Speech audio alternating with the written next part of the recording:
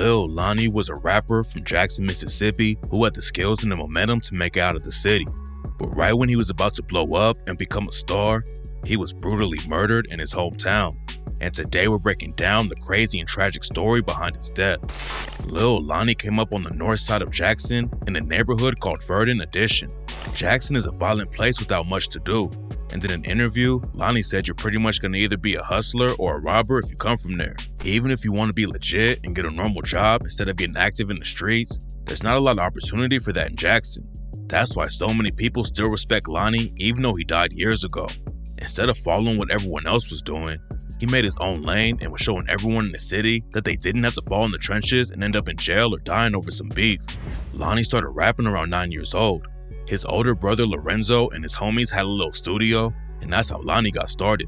He'd kick it with them all the time and started laying down tracks before he was even a teenager. He was surrounded by crime and violence every day, but Lonnie didn't let it get to him. A lot of his homies were jumping off the porch by the time they were 12 or 13, but Lonnie stayed in school and had bigger plans. The come up wasn't easy though, especially after he lost his mom when he was just 4 years old. Lonnie finished high school and went to a local community college for a while. Then he transferred to Jackson State University and was studying communications. But while he was studying, he started dropping music on the side. And in 2015, his track Colors popped off and ran up millions of views on YouTube. Lonnie went from a college student who rapped on the side to an underground celebrity overnight. A lot of dudes would have dropped out on the spot and become a full-time rapper. But Lonnie was smart enough to know that he needed to finish school first in case the rap thing didn't work out. He still went to class and was studying right next to other students who were actually his fans. It was a wild situation for him, especially after he started getting booked for shows and working with huge artists. Lonnie was also careful about who he kept around. A lot of times when young dudes pop off in the rap game, they just let anyone kick it with them and end up getting surrounded by people who just want to ride the wave. But Lonnie said, when you get to a certain level, you gotta watch out for the negativity around you and be careful who you're chilling with. In 2016, Lonnie dropped a mixtape with features from huge artists like Bryson Tiller and Moneybagg Yo. Plus, he was learning from OGs in the game like 50 Cent about how to make all the right moves in the industry. Lil Boosie is a legend in the South, and a lot of dudes like Lil Lonnie came up listening to him every day. Boosie was a major inspiration for Lonnie, and it was a huge win for him when Boosie linked up with Lonnie in the studio for the track Walking on Blood. Boosie actually wanted to sign Lil Lonnie, but Lonnie ended up turning down Boosie's offer. In an interview, Lonnie said he wanted to build a mutual relationship with Boosie instead of just signing to him and that it was all just business. But rumors say there might be more to the story. According to some reports, Boosie wanted to sign Lonnie for just 10 racks. By that time, Lonnie was already working with major artists and running up millions of views, so 10K wasn't going to do much for him. Plus, when new artists come in the game and sign to another rapper, the situation usually doesn't work out anyway.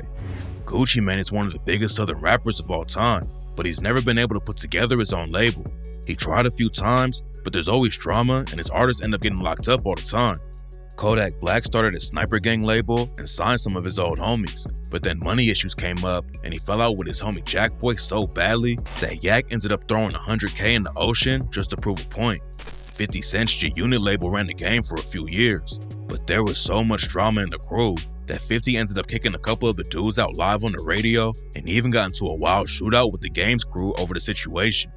Lonnie was making all the right moves and knew how to take care of himself, so when Boosie allegedly offered him a weak deal, he just passed on it and kept the momentum pushing. Lonnie said that he was open to signing a major deal later if the money was right, but he was blowing up all by himself and staying independent. One thing that really separated Lonnie from other rappers who come from the street is that he was all about leaving the drama behind him and bringing the city together. He really made it out of nothing, and in the video for the track, Make a Way, Lonnie described the situation he came from. Lonnie said that he came up in one of the worst areas of the city and didn't have anything, so he got on the grind to provide for his family. A lot of people who come up in the trenches like that don't see a way out, but Lonnie had a plan from an early age to change his life. And even though he talks about the streets sometimes, Lonnie said in an interview, "Most of my music is more motivational. When you're coming from the hood, I want you to know there are better things to do, better ways to be." Lonnie was really trying to do something special for Jackson and put on for the whole city, but in 2018, he was brutally killed out of nowhere. On April 29th, 2018, Lil Lonnie was riding around Jackson, Mississippi with a woman named Ashanti Jones around 10 p.m. His sister said he didn't have any beef in the city and there wasn't anyone who had problems with him. He didn't do anything to anyone, any harm to anyone to bring this on him. So from what we are gathering and getting from the detectives is that someone just senseless did that out of not having nothing to do in Jackson. Someone just ended up following him and killing him. And that's why everyone was so shocked at what happened next. The woman who was with him, Ashanti Jones, said that Lonnie and her had gone out to dinner, then they went back to their apartment to grab a phone charger.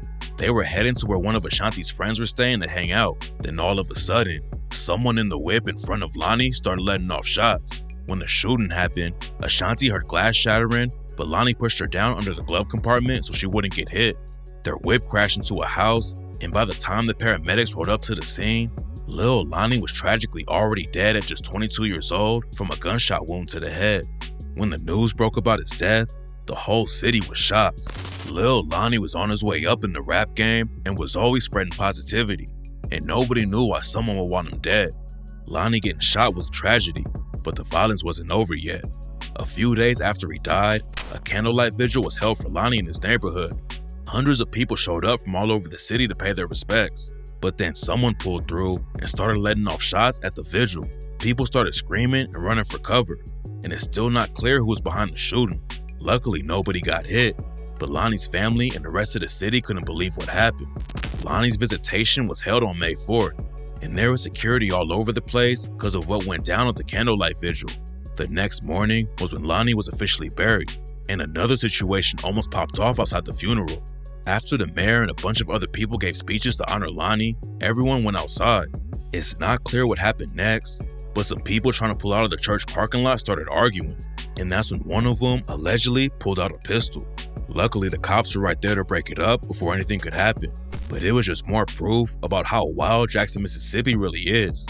A rapper named Jay Gutta said, "Rest in peace to Lil Lonnie. He was making it happen. Like it's just like at the time, everybody was sticking together. Everybody was doing shit with everybody. Wasn't nobody switching sides. And it's like when bruh died, it went back to how it was before bruh even." He said that Jackson is full of jealousy and beef for no reason. This cameraman might shoot with this guy. Yes. So I hit him like, "Man, I need you to shoot something for me." "Nah, man, I can't do it." "Why?" "You know, I ain't trying to get in the middle of what you and him got going on, and me and him got this going on, so I can't do it." Lil Lonnie was all about bringing everyone up and didn't want to cause any more violence in his hometown. He was actually making a lot of progress and changing the rap game in Jackson, but after he died, it was worse than ever. Lil Boosie has always said that rappers should get out of their hometown after they pop off, but unfortunately, Lonnie wanted to get back to his city, and that's what got him killed. After the news broke about his death, Boosie hopped on social media and said that Lonnie's homies better slide for him, but the cops caught up to his killers before the streets could. After Lil Lonnie was killed, Monia Davis, Marshawn Carr, and Antoine Carr all got booked for the shooting, and this is how it all went down. During the trial, Monia Davis's girlfriend, Sonata Lewis, testified and told the court everything. Sonata said that she was with Monia Davis first. Then they met Antoine Carr and Marshawn Carr to pick them up. Her boyfriend, Monia Davis, had a rifle with him, and the other two were also strapped. They were driving down Montebello Street, and the three dudes started complaining about the bright headlights behind them. Monia Davis was driving, and he pulled over to the side and hopped out of the whip and said that he was about to shoot. Antoine and Marshawn got out too, and that's when they started letting off shots. The cops tracked Sonata Lewis down first, and after she told them what happened, they were able to pick up the other three dudes. Monia Davis actually snitched on his homies, Marshawn and Antoine, and said that they were the ones who pulled the trigger on Lil Lonnie. So Marshawn probably just, you know what I'm saying, he got into the car. I'm like, chill. After they killed Lonnie, Monia Davis said his homies were all hyped up and wanted to spin another block, but he told them no. Monia Davis also told the cops that the reason he didn't come forward earlier was because a dude named Trill threatened him and his family. It's not clear who Trill is, but Monia Davis said that Trill killed his cousin Marlo after he accused Antoine Carr of shooting Lil Lonnie. Monia Davis said that Antoine had threatened him too, but apparently, Monia Davis was capping about everything to save himself. Flipping on his homies wasn't enough though, and Monia Davis ended up going down with a life sentence. Antoine caught a life sentence too, but it's not clear what happened with Marshawn's case.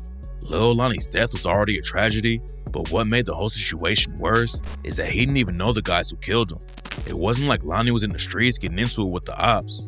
He was just trying to finish school and make it in the rap game, but unfortunately, he never got the chance.